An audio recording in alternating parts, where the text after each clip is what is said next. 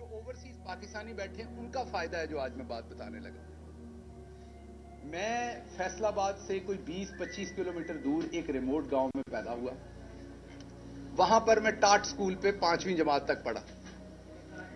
School का एक ही कमरा था, 5 जमातें थी, 3 उस्ताद थे, वो बांट बांट के क्लासें पढ़ाते थे। जिस जिस तरीके से सूरज मूव होता था उस तरीके से हमारी क्लास भी उस दरख्त के नीचे मूव होती थी, क्योंकि दरख्त के साए के नीचे पढ़ते थे। अपनी अपनी बोरी लेके रख के पढ़ते थे। वो एंकर साहब एचीसन में पढ़ते थे, तो मैं उनको बताऊं कि मिडिल क्लास क्या होती, भाई मैं तो मिडिल क्लास से भी नहीं हूं। वो तो मैंने इसलिए कह दिया था कि आप कहीं गुस्सा ना कर जाएं कि गिल साहब ने तो बिल्कुल यकीन कर दी है।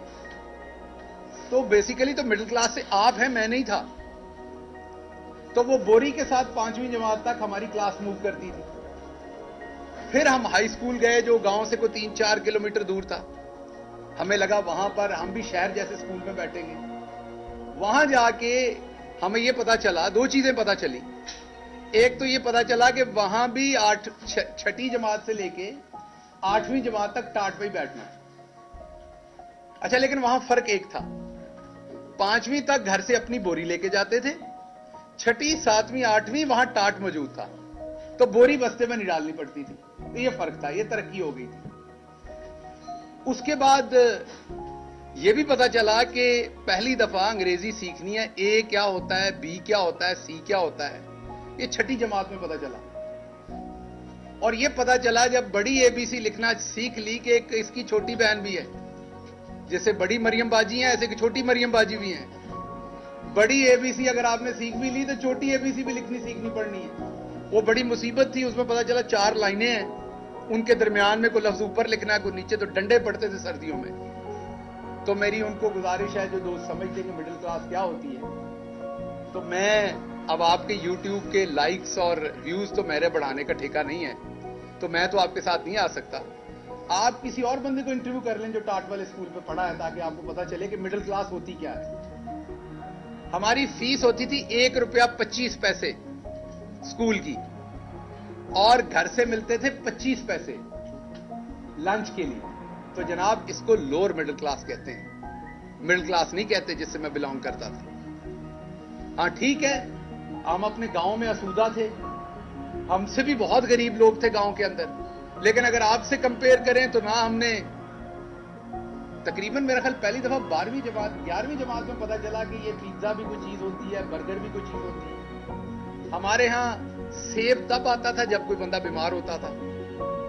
हमारे यहां किन्नू खाया जाता था क्योंकि घर का होता था, तरबूज खाया जाता था क्योंकि घर का होता था। यही 2-3 फ्रूट हमें पता थे। तो इसमें से निकल के शहबाज गिल पढ़ते पढ़ाते पीएचडी की शहबाज गिल ने लीडरशिप में, क्योंकि शहबाज गिल के बड़े ख्वाब थे। 30 स्टूडेंट थे मेरे साथ। कितने जी?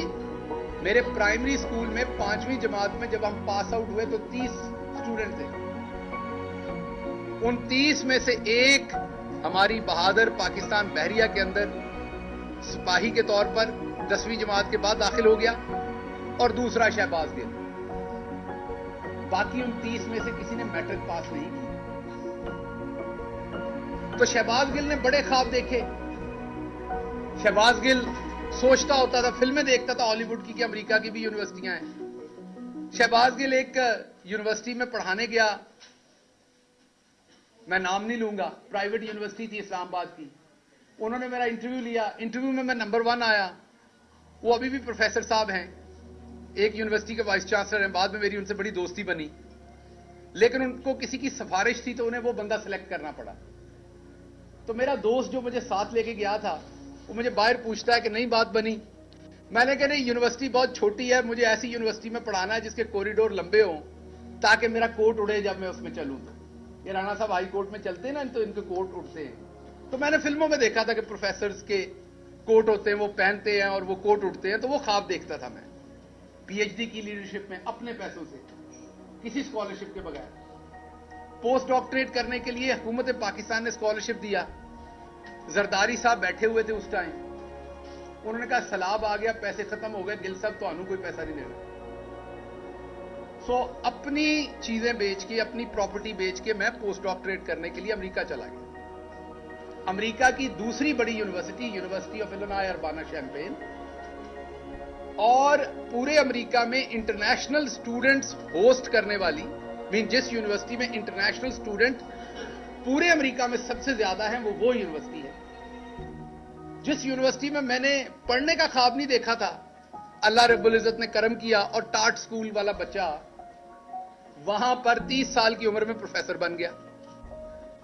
पढ़ाना शुरू हुआ तो हम लोअर मिडिल क्लास से मिडिल क्लास में आ गए, हमारे यहां आसूदगी हो गई। अभी मैं अपने करियर के पीक तो मैं उसे नहीं कहूंगा, थोड़ा सा ऊपर था, तो मैं पाकिस्तान आता था बाकायदगी से, क्योंकि मैंने वहां की नेशनलिटी नहीं ली हुई थी।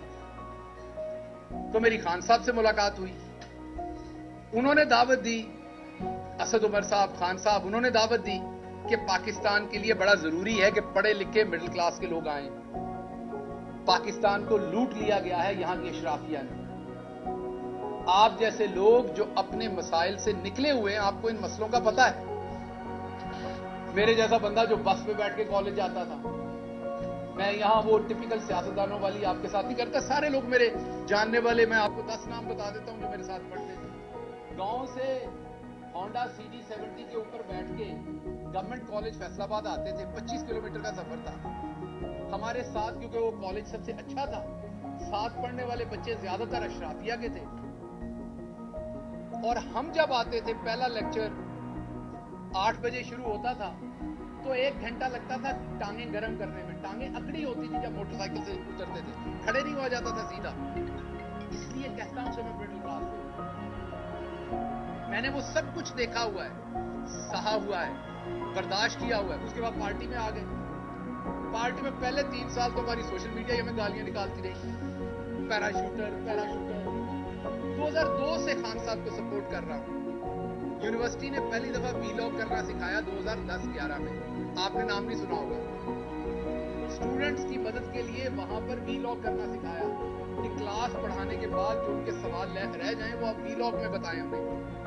तो मुझे अभी भी याद है, मैंने अपना होंडा से वीलॉग रिकॉर्ड कराने शुरू किए इमरान खान को। अभी भी यूट्यूब पे उस जमाने के पड़े हुए हैं। उसके बावजूद यहाँ आया तो पहले 3-4 साल जो हमारे सो कॉल्ड पार्टी के वारिस है, उन्होंने कहा जी ये तो पैराशूट करेगा।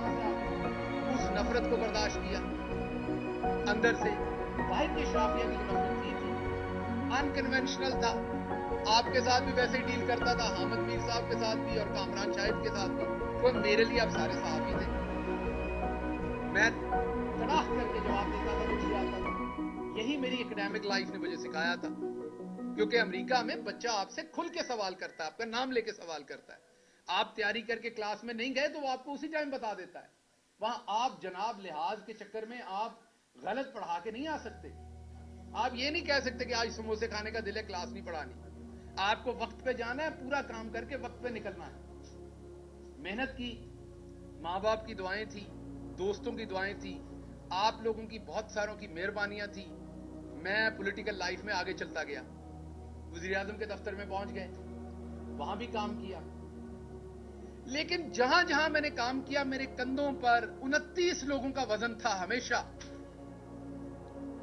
शहबाज गिल ने इसलिए फेल नहीं होना था और ना कभी इंशाल्लाह होगा, क्योंकि वो उन 30 लोगों को रिप्रेजेंट कर रहा था university of Illinois Urbana champagne में भी, वो उन 30 लोगों को रिप्रेजेंट कर रहा था यहां चीफ मिनिस्टर ऑफिस में भी, वो उन 30 लोगों को रिप्रेजेंट कर रहा था प्राइम मिनिस्टर ऑफ पाकिस्तान के ऑफिस में भी। शहबाज गिल के कंधों के ऊपर उन 30 लोगों की ख्वाहिशें थी साथ, क्योंकि उनमें से बेचारे ज्यादातर तो उधर चारा डाल रहे हैं, उन्होंने कभी शहर नहीं देखा, उनके पांव की एड़ियां फटी हुई हैं, कभी वो वैसलीन नहीं लगा सके।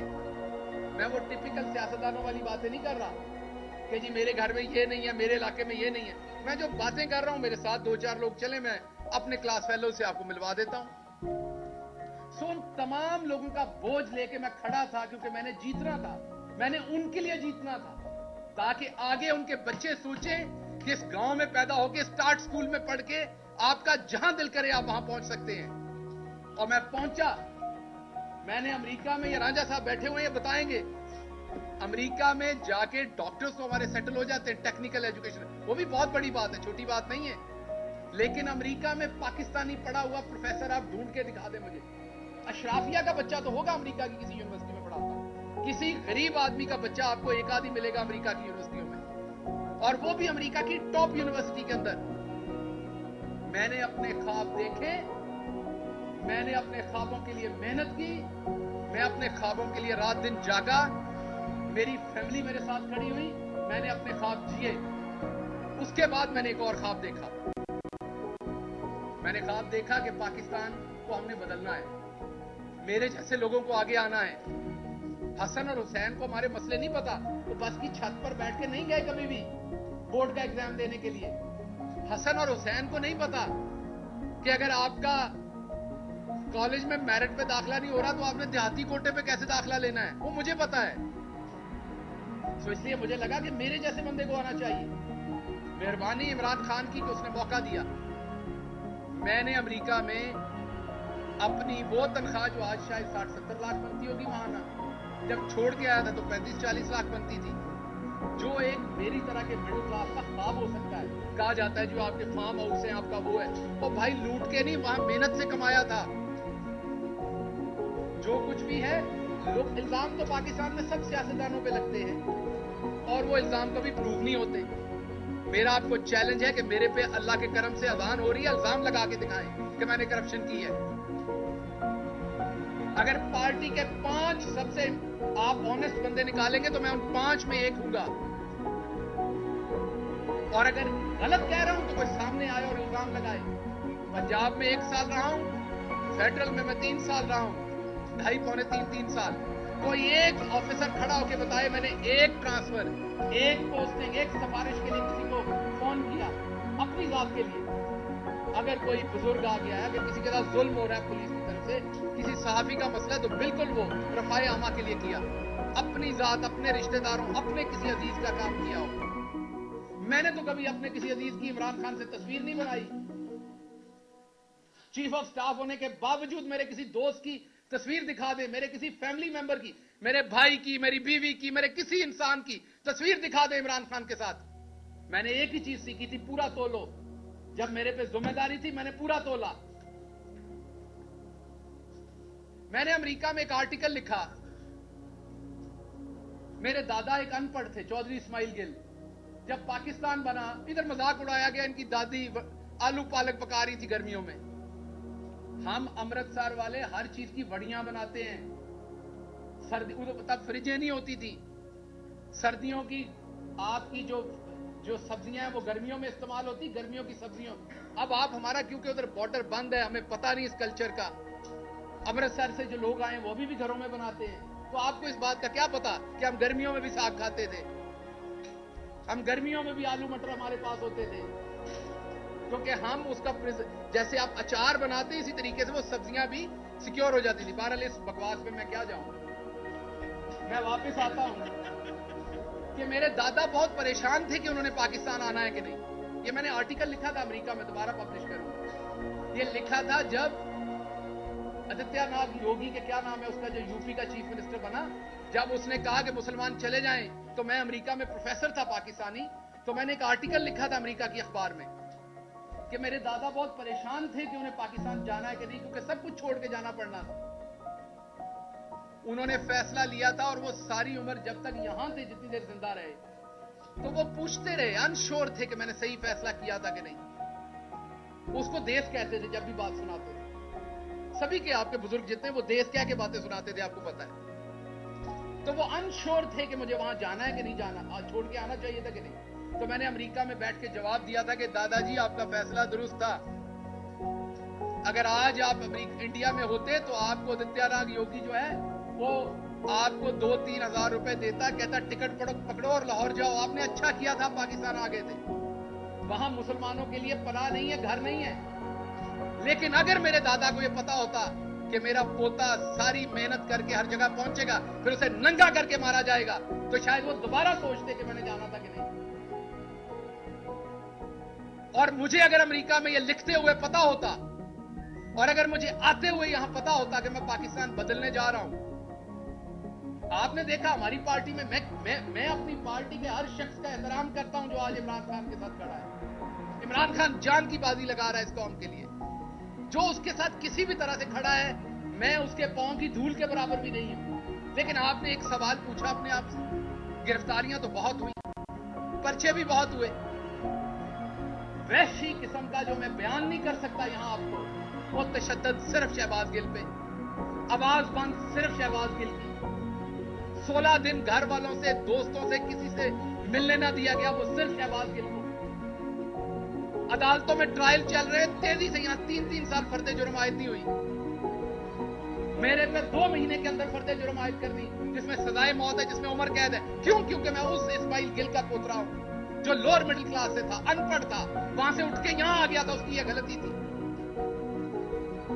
हिंदुस्तान के अंदर यही 124A जो दफा है, इसके ऊपर लोगों के ऊपर मुकदमात किए गए और सबसे ज्यादा मुसलमानों को गद्दारी के जुर्म में जेलों में डाला गया। हिंदुस्तान की सुप्रीम कोर्ट ने आकर तंग आके इस कानून को अंग्रेजों का काला कानून कह के बंद कर दिया। आज हिंदुस्तान के अंदर किसी के ऊपर, इस दफा के ऊपर पर्चे नहीं हो सकते, और मेरे ऊपर 2 दर्जन गद्दारी के पर्चे दे दिए। मैं कहां से गद्दार हूं? मेरा बाप कहां से गद्दार है? मेरा दादा कहां से गद्दार है? हम अपना सब कुछ छोड़ के इस मुल्क में 2 दफा हिजरत की हमने। मेरा दादा सब कुछ छोड़ के आया, मुझे मौका मिला, मैं दुनिया के सबसे सुपर पावर में गया, वहां की सबसे बड़ी यूनिवर्सिटी में गया, मैं टॉप सैलरी ले रहा था, अपने सारे मटेरियल ख्वाब जी सकता था। सब कुछ छोड़ के, अपनी फैमिली वहां छोड़ के मैं यहां आया। मुझे सबने मना किया, मुझे पछतावा नहीं है, मैं इसकी कीमत दे रहा हूं। लेकिन आपको बता रहा हूं, ओवरसीज पाकिस्तानियों को बता रहा हूं, आपको यह बुखार नहीं होना चाहिए। मैंने आज रांझा साहब को बताया, इनको भी बड़ी चुल है यहां सियासत करने की।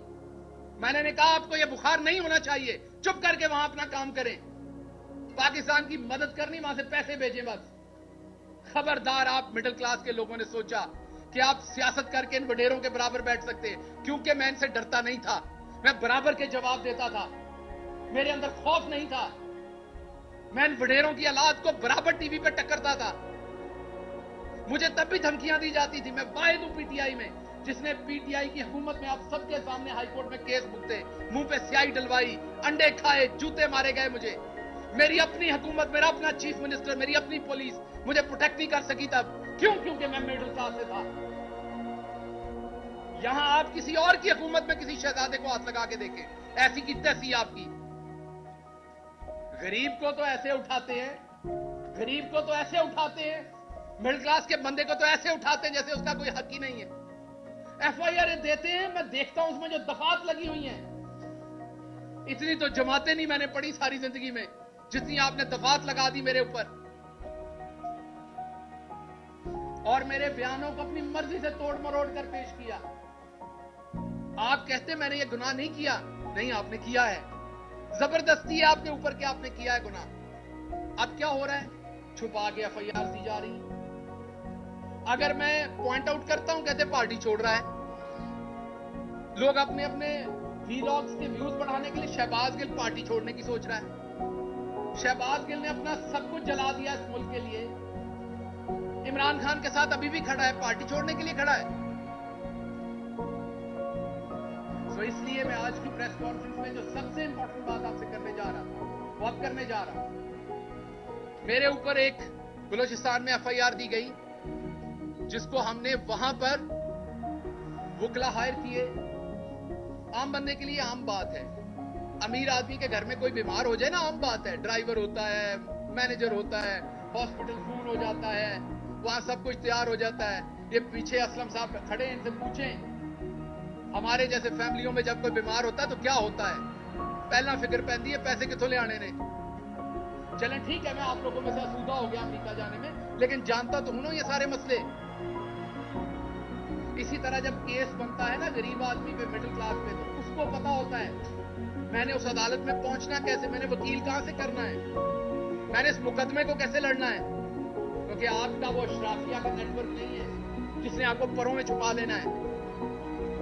बलूचिस्तान में केस हुआ, बलूचिस्तान की हाई कोर्ट में गए, बलूचिस्तान के जज साहब ऑर्डर कर रहे हैं कि अगर कोई और एफआईआर है शहबाज गिल पे तो वो ले आओ।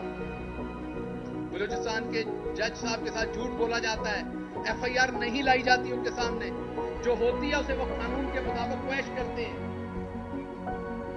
और एक एफआईआर करके छुपा के रखी जाती है ताकि जब इस्लामाबाद में कोर्ट की तारीख भुगतने जाए इसको फिर दबोच लो, क्योंकि इस्माइल गिल का पोतरा है ना, ये कौन सा किसी नवाब का पोतरा है, दबोच लो दोबारा। लाहौर के हाई कोर्ट में आता हूं, मेरा सलाम है जजेस को, अल्लाह की कसम, जितने पेशेंस के साथ इस मुल्क के जजेस कोशिश कर रहे हैं इस टाइम, शायद ही कोई और कर रहा हो, लेकिन जो पूरा निजाम बना दिया गया है, ये जो इस टाइम हुकूमत बैठी हुई है, इनकी जो हटदर्मी है, जिस तरह जजेस के फैसलों को ये ब्रेक करते हैं, जिस तरह उसको रोकते हैं, उसका कहीं मुजाहरा हमने नहीं देखा पहले। 6 के करीब हेयरिंग्स हुई, हर दफा जज साहब ने कहा लाइन कौन सी एफआईआर है, झूठ बोले गए, नहीं बताया गया।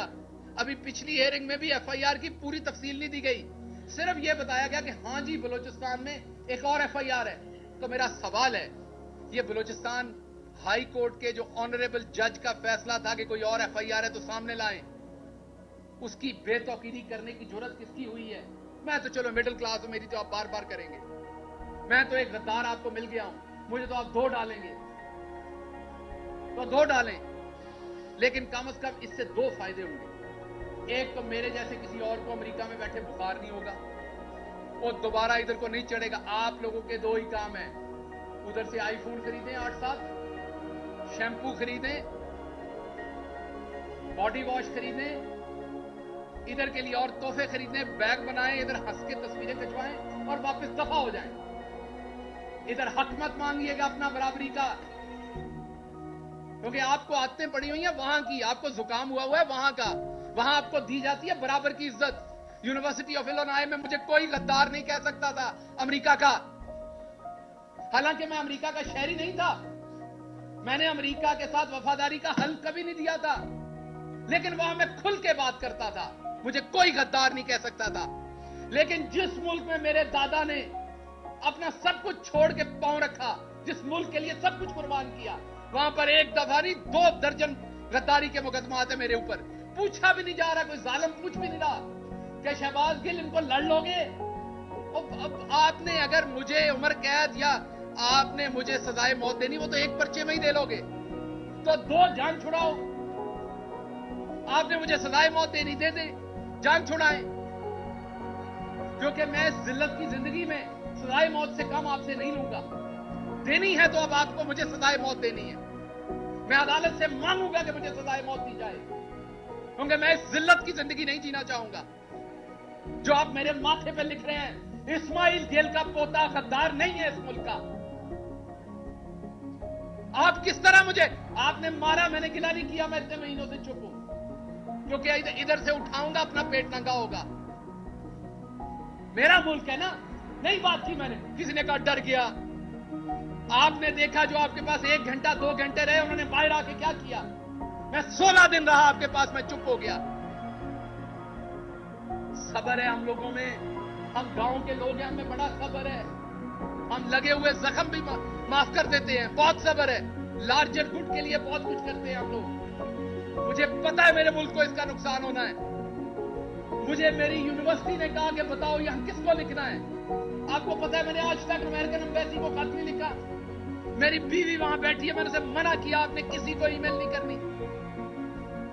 यहां किसी को जुकाम हो जाए तो ये हर फॉरेन जो कोई एनजीओ को लिखते हैं, यूएन में लिखते हैं, कहां लिखते हैं। मैंने अपनी सारी फैमिली को मना किया कि नहीं लिखना। इंसाफ पाकिस्तान में लेना है, पाकिस्तान को बाहर बदनाम नहीं करना। यह सच है कि मेरे पे तशद्दुद हुआ, मेरे पास तस्वीरें हैं उसकी, लेकिन क्या बाहर जाके नंगा करूं अपने मुल्क को? तो मैंने अपनी पूरी फैमिली को मना किया कि आपने किसी बैरूनी इदारे को नहीं लिखना, इस मुल्क की तौकीर को नहीं छेड़ना आपने। तो उसका सिला अगर सजाए मौत है तो दे दीजिए, लेकिन ये बार बार मुकदमे ना कीजिए। मिडिल क्लास हूं, तकलीफ होती है। मैंने हराम नहीं कमाया हुआ गवर्नमेंट में, मैंने लोगों को हराम कमा के नहीं दिया हुआ। मैंने ट्रांसफर पोस्टिंग डीसी डीपीओ नहीं लगवाए हुए। मैंने हाउसिंग अथॉरिटीज के एनओसीज नहीं लेके दिए हुए। मैंने ग्रिड स्टेशंस के एनओसीज नहीं लेके दिए हुए। मुझे तकलीफ होती है इन केसेस को लड़ते हुए। आपने एक बनाया, उसके अंदर 13 दफात है, उसमें सजाए मौत भी हो जाएगी। करवाएं, शौक से जान छुड़ाएं, ताकि आइंदा कोई ये ख्वाब ना देखे, कोई मिडिल क्लास का शख्स ना देखे कि वो ईमान में जा सकता है। मैं माफी मांगता हूं कि मैंने ये ख्वाब देखा था। मैं माफी मांगता हूं कि मैं आपके बराबर समझता था अपने आप को। आप काश मुझे शुरू में धुतकार देते, आप मुझे शुरू में मेरी औकात बताते। सो इसलिए मैं दोबारा आपको कहता हूं, मेरे पे मुकदमात करने सामने करें, ये छुपा छुपा के ना करें। मैं इतना ताकतवर शख्स नहीं हूं, ना मेरे पास कोई इतना नेटवर्क है पाकिस्तान के अंदर कि मैं आपके छुपे हुए मुकदमात ढूंढ लूंगा, कभी वहां से बलूचिस्तान से। वो मैंने जहां पे मेरे पे मुकदमा किया, मैंने देखा है वो 22 घंटे की मुसाफत है। तो उससे बेहतर नहीं आप इधर ही सजाए मौत दिलवा दें। मेरे घर वालों को लाश लेने की भी आसानी होगी। वहां से उस जेल से कैसे लाश लेके आएंगे? तो कुछ तो सोचिए। या ये जुर्म मेरा ये है कि मैं मिडिल क्लास से हूं, आपने फड़का के रखना है।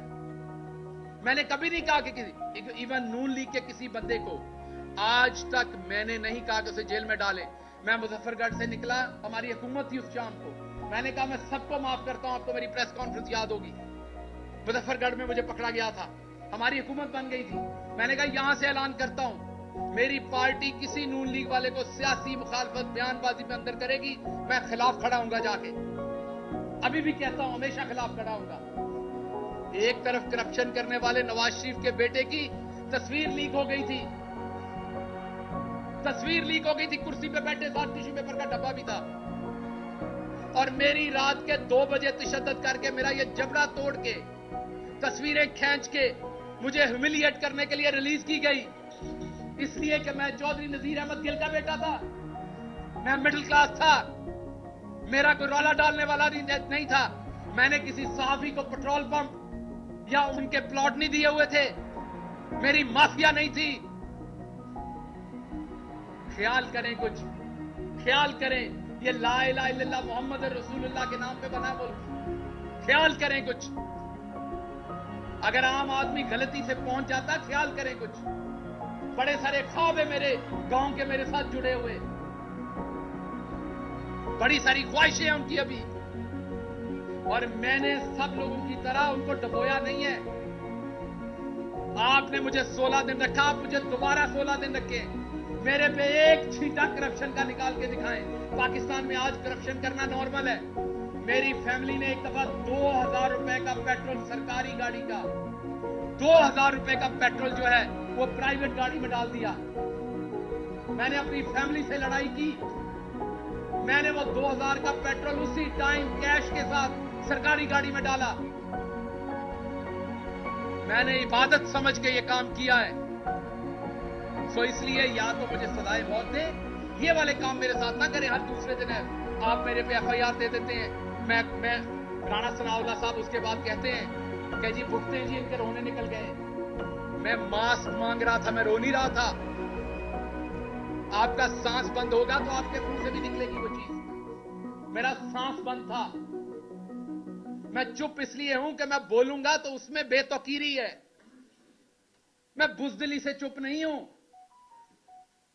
मैं बेतौकीरी से चुप हूं। गुस्सा है अभी मेरे अंदर, मैं किसी अपने के बारे में कुछ गलत ना कह दूं, क्योंकि मैं गलत, आप अपना आपके साथ गलत भी करता है ना, तो आप गलत वापस नहीं कह सकते। जिससे आपने सारी जिंदगी प्यार किया हो ना, आपके साथ वो ज्यादती भी कर जाए तो आप वापस गलत नहीं कहते। मुझे अदराक है कि मेरे मुंह से कुछ गलत नहीं निकलना चाहिए, वरना इससे ज्यादा मेरे साथ और क्या होना है। जो हो चुका है, जो हो रहा है, मेरी आपने पूरी जिंदगी पिछले 6 महीने में तबाह करके रख दी। आप यहां तक नहीं रुके कि आपने मेरी बीवी पे झूठे केसेस बना दिए। मेरी बीवी जो कि एक प्रोफेसर है, पढ़ाती है, वहां पे पढ़ती है, पीएचडी कर रही है, आपने उस पर झूठे केसेस बना दिए ताकि वो पाकिस्तान आ सके। मुझे आपने ईसीएल पे डाल दिया ताकि मैं अपनी फैमिली से ना मिल सकूं। सब कबूल है, गद्दार मत कहिए, गद्दार नहीं हूं मैं। और जो करना है वो एक एफआईआर में कर लीजिए, आपके हाथ में है। और मैं आपको बता दूं, मुझे किसी ने नहीं बचाना, मुझे यह भी पता है। अगर फांसी आपने देने का सोच लिया तो लगनी है, मैं हाजिर हूं, क्योंकि मैं बच नहीं सकता। तो मैं अब और क्या सोचूं, तो मैं हाजिर हूं, अब कर लीजिए। अगर जिंदगी इतनी लिखी तो ऐसे सही, लेकिन आपको पता है कि जिस दिन सजाए मौत दी जाती है उस दिन भी नहला के धुला के दी जाती है। उस दिन भी आपको खाना खिलाया जाता है, आपकी किसी सूरत तजलील नहीं की जाती। ये तजलील ना करें कि मुझे पता ही नहीं होता एफआईआर कहां है। मैं हर रोज नई एफआईआर ढूंढ रहा हूं, अदालतों के चक्कर लगा रहा हूं, जी बता दे मेरी एफआईआर कहां है। और आवाज बुलंद करता हूं कि पार्टी के लोग मुकदमे नहीं यार करते, कहते हैं जी पार्टी पे तनकीद कर रहा है। और भाई मैं बता रहा हूं, मैं असद उमर को देखता हूं, वो हर अदालत की पेशी पे खुद पहुंचे होते हैं। हक किनका लड़ रहे हैं? पंजाब के एमपीएस का, कि जल्दी इलेक्शन हो। और वहां 3 एमपीएस होते हैं, बाकी कोई नहीं होता। तो क्या ये गलत बात है अगर मैं करता हूं तो इसलिए आपके कुछ सवाल हैं तो मैं उनका जवाब दूंगा। मैं सिर्फ ये चाहता हूं कि आपने जिस तरीके से फवाद चौधरी के केस में 4 दफा हाई कोर्ट के जज की बेतौकीरी की, इंडियन सुप्रीम कोर्ट फैसला दे चुकी है 124A पे। बंदयाल साहब, अब शान है पंजाब की, पाकिस्तान की। बड़ी बड़ी आपसे तौक़ात है, दुनिया की बेस्ट यूनिवर्सिटी से पढ़े हुए हैं। Please move your pen. अगर आप अभी जस्टिस नहीं करेंगे ऑनरेबल जज साहब, तो कब करेंगे? अगर इंडियन सुप्रीम कोर्ट हटा सकती है, अंग्रेज जो हमारे ऊपर गासिब था, हम जिसके गुलाम थे, वो कहता था इस केस में आप गद्दार हैं, अब तो ये हमारा अपना मुल्क है, अब हम गद्दार कैसे हो गए? या फिर बता दीजिए कि ये अभी भी सिर्फ अशराफिया का मुल्क है, मिडिल क्लास गांव के लोग अभी भी यहां गद्दार हो सकते हैं। बताएंगे किसी एक शहजादे को आपने गद्दार कहा हो? बताएंगे किसी एक शहजादे पे आपने चला होगा तो हबीब जालिब पे चला होगा, चला होगा तो फैज पे चला होगा। मिडिल क्लास के लोगों को गद्दार कहा गया, उन्हीं पे केसेस चले। तो इसलिए मेहरबानी कीजिए चीफ जस्टिस साहब, आपकी खामोशी भी अब तकलीफ देती है। मेहरबानी कीजिए, पाकिस्तानी आपकी तरफ देख रहे हैं। पूरे एहतराम से मैं कह रहा हूं, मैं पूरे एहतराम से जजेस को कह रहा हूं कि आपकी तरफ देख रहे हैं। मैं आपसे यह भी वादा करता हूं, कोई आया तो मैं उसे एयरपोर्ट पे खुद रोकूंगा। मैं आप किसी ओवरसीज पाकिस्तानी को सियासत में नहीं आने दूंगा जो ईमानदारी से सियासत करना चाहता है। हाँ, वो वाले तो आएंगे जो आते हैं, वजीर आजम बनते हैं, काम पूरा करते हैं, बक्सा उठा के वापस चले जाते हैं। कोई हमारी तरह का आने लगेगा ना मिडिल क्लास, तो मैं उसे कहूंगा नहीं आना। मुझे ये समझ आ गई है कि हमारी ये औकात नहीं है। मुझे अच्छी तरह से समझ आ गई कि हम इस चीज के लिए नहीं बने। मुझे ये भी अच्छी तरह समझ आ गई, इवन यहां बैठे भाइयों ने भी अभी मेरे कपड़े उतारने हैं, शहजादों के नहीं उतरने। शहजादों से सवाल नहीं, ऊंची आवाज में सवाल नहीं हो सकता। यहां पे बैठे भाइयों ने, डॉक्टर साहब आप तब ये किया करते थे, आप अपनी हुकूमत में ये किया करते थे, आपको तब शर्म नहीं आती थी, आपको तब ख्याल नहीं आता था। क्योंकि आपको भी पता है आगे मिडिल क्लास बैठा हुआ है। सो ये हमने पूरा माशरा जानवरों का माशरा बना दिया है। इवन जंगल में भी हकूक होते हैं, हमने जंगल से भी ऊपर काम कर दिया है। मैं नहीं बोलना चाहता, इसलिए खुदारा दोबारा सोचिए। हम इस मुल्क के शहरी हैं, हम इस मुल्क से मोहब्बत करते हैं। इस मुल्क के अदलिया हो, कोई भी इदारा हो, हर इदारे का एहतराम करते हैं, मोहब्बत करते हैं। पॉलिटिकल डिफरेंसेस हो सकते हैं, इसलिए इनको पॉलिटिकल डिफरेंस रहने दीजिए, इस हद तक ना जाइए। हमने नवाज शरीफ की तरह करप्शन नहीं की हुई, हमने पैसा नहीं बनाया हुआ। हम पे 1-2 केस बनाए, उसमें मैंने बार बार कहा सजाए मौत करा दें। इतनी लंबी चौड़ी ये कोई, आपने तो इतनी तो रेस्टोरेंट के अंदर डिशेस का मेन्यू नहीं होता जितनी एफआईआर दे मारी हैं। एक मिडिल क्लास बंदा किधर से उनको पकड़े, किधर से पूरा करे? कोई सवाल जी?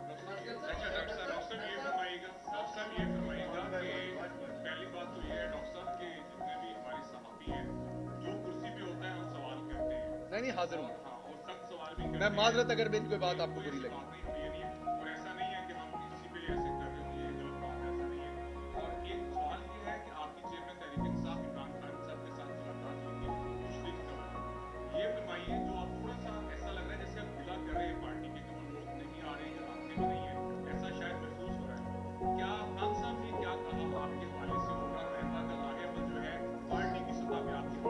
देखिए, दो चीजें ध्यान में रखिए। आपको दो मेरे केसेस के बारे में ये बात हुई। जो मैं बाहर बात करता हूँ वो मुझे तकलीफ होती है देख के। वो कोई खान साहब से मुलाकात से रिलेटेड वो बात नहीं है। मुझे बताइए ना, असद उमर साहब इस्लामाबाद से लाहौर आते हैं, सबसे मुलाकात से रिलेटेड वो बात नहीं है। मुझे बताइए ना, असद उमर साहब इस्लामाबाद से लाहौर आते हैं, उनके साथ 3-4 वहां पर लोग यहां से लाहौर से उठ के जाते हैं या पंजाब से उठ के जाते हैं, बाकी क्यों नहीं जाते? कौन कहेगा पार्टी में ये? कौन झंझोड़ेगा इन्हें? तो झंझोड़ता हूं तो क्या गिला? नहीं, मेरा हक है। चले मेरे केस में तो वो ले लेंगे, इंडिविजुअल है, मेरा फायदा होना है अगर मैं बच गया उसमें से, तो वो तो केस सबका है ना। तो इसलिए बात कर रहा हूं, बिल्कुल इसका किसी और वजह से, और बात करता रहूंगा मैं, क्योंकि यही हमारे लीडर ने सिखाया कि बात करें, बात करता रहूंगा। लेकिन जो फैसल वोडा साहब या दूसरे लोग हैं, वो अशराफियां हैं, उनकी और बात होती है, उनकी बातों में और बातें होती हैं, उनकी बातों के अंदर wheels with in the wheels होते हैं। हमारी जो बात है वो सीधी है, इतनी सी बात है जो कर दी है, और इतनी ही है। पार्टी में था, हूं, रहूंगा, पार्टी के डिसिप्लिन का पाबंद हूं। आपकी तरफ आता है।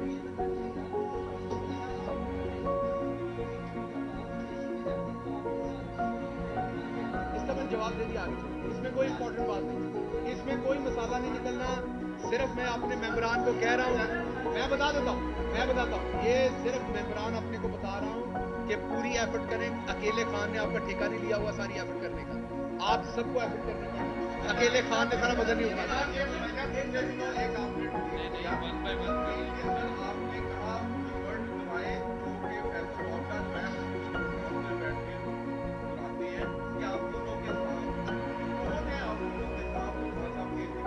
इधर भी होंगे 4-5, हर जगह ही होते हैं, कोई परेशानी नहीं लेते उस पर।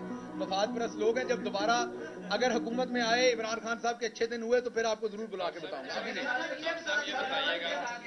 इस्लामाबाद पुलिस को ये बयान दिया है कि जो आपने बात की थी वो अमाद यूसुफ साहब के मशवरे से की थी। क्या आपने इस्लामाबाद पुलिस को कोई ऐसा बयान किया है? यार, वो मैंने जिमनियाँ पढ़ी तो नहीं है, लेकिन मुझे किसी ने बताया उस जिमनी में तो इतनी इंटरेस्टिंग बातें लिखी हैं कि मुझे खुद अंदाजा नहीं है। मेरी बिल्कुल मैंने ऐसा कोई बयान नहीं दिया, ना खान साहब के बारे में, ना अमाद यूसुफ साहब के बारे में, ना किसी और के बारे में। तो ये बिल्कुल गलत है, क्योंकि केस अदालत में, इसलिए मैं उस पर ज़्यादा बात इसलिए नहीं कर सकता कि उसका फ़ायदा नुकसान दूसरी पार्टी उठा लेती है, लेकिन ये बिल्कुल गलत बात है। डॉक्टर साहब ये बताइएगा कि पिछले दिनों जो है वो सीनियर रहनुमा उसमें उन्होंने कहा कि हमारे साथ में डबल डीएम कर रहा है, हमारे दौर में हमारे ऊपर नाबालिग अपराध के पर्चे हो गए थे और इधर जो है वो सरकारी अस्पताल से पर्चे करवाए जा रहे हैं। ये नाबालिगों वाला मामला आपसे हुआ, आपने और की बात की जब बेचारा वहाँ भी आपने कहा था कि ये मामला अब खत्म होने वाले।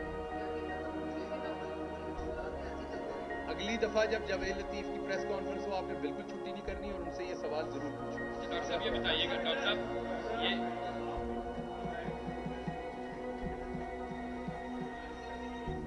वैसे आए, मिलने आए, पाकिस्तान पैसे भेजें, सब कुछ करें, सियासत ना करें।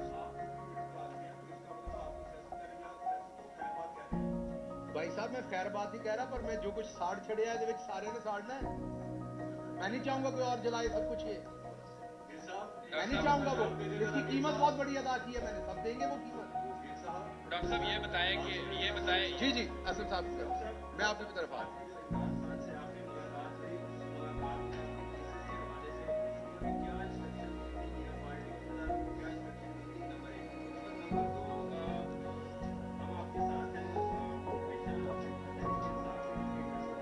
आप लोग भाइयों की तरह हमेशा, मैं उसको बहुत शुक्रिया।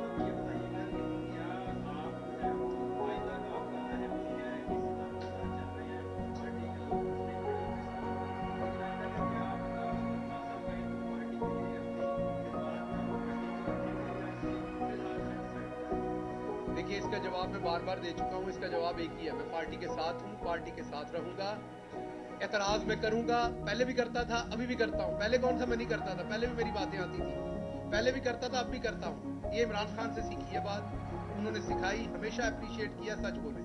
इमरान खान का सिपाही था, इमरान खान के नजरिए पे आया था, कोई ओहदा मिले ना मिले, किसी जगह पे काम कर रहा हूं ना करूं, अगले सवालों का जवाब दे रहा हूं ताकि मुस्तकबिल का भी, अगर सजाए मौत ना हुआ, जीता रहा तो उनके साथ सियासत करूंगा। फड़का बता दिया गया तो फिर अल्लाह की डॉक्टर साहब ये बताएं कि अभी आपने बताया, ये बताएं कि कुछ आपने ये भी जिक्र किया कि ना तो मैंने एनओसी दिलवाए हैं, ना ही मैंने पोस्टिंग करवाई है, ये सीधा साधा एक चार्जशीट है जो आप अपने लोगों पे नहीं, मैं इसे शराफिया पे लगा रहा हूँ। जो हर हुकूमत में हर जगह पे व्हीलर एंड डीलर होते हैं उनकी बात, या किसी वजीर मशीर की या किसी पे मेंबर की जरूरत, सब कुछ होता है यहाँ, आप सबको पता है। अच्छा ये मेरा सवाल अभी कंटिन्यू कर रहे हैं। अगला